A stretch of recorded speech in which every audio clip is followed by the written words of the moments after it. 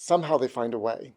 So this was a patient that I took care of. I actually started seeing her son, who came to see me because he was 19 in chronic pain on opioid medications, which is not good at 19. I don't know who started those medications, but I was caring for him. In the process of taking a history, I discovered that his mother, who brought him, had chronic rheumatoid arthritis. She too was in severe pain, could not afford her medications because she was kicked out of her house by her husband. They were living in a borrowed camper with very few resources, no money, barely making it on food that was given to them. And she said, Dr. Stoll, what can we do to help my son get off of his medications? And is there anything that you can do for me? She said, my hands are so sore I can't close them because of the pain. I can't afford my medications, but I'm willing to do anything.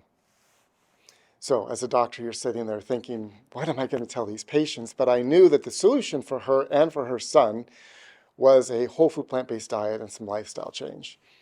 Resources, I didn't know how we were going to do that. I didn't know how they were going to afford the food, but I knew that I at least had to plant the seed and tell them what to do and encourage them that I would come alongside of them. So I shared the message, plant-based nutrition, that there was hope, that I knew other patients that had reversed their rheumatoid arthritis, that I believed it would reduce the inflammation in her son so that he could get off his medications and at least help reset the receptors. And she said, great, we're going to do it. I said, I know it can cost some money, but I'll try and come alongside of you and try to find food kitchens. She said, don't worry about it. We'll figure it out. And she did. I saw them a month later, and she came in and she said, we're feeling much better. And I said, well, what did you do? And she said, we discovered that the grocery store throws away their produce at 2 o'clock in the morning. So we drive to the dumpster every night, and we gather up this beautiful produce. And she showed me pictures on her phone of the produce on the counter, and it was lovely. And they cooked and they ate it. And over time, she reversed her rheumatoid arthritis. All of her pain went away. Her son's pain improved. We discontinued his opioids.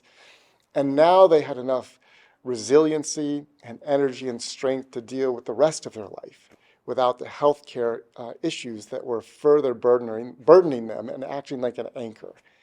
And, it gave them just enough that they were able to move forward, to move into a house. She was able to get a job, and they were able to get back on their feet because of the power of nutrition to transform their life.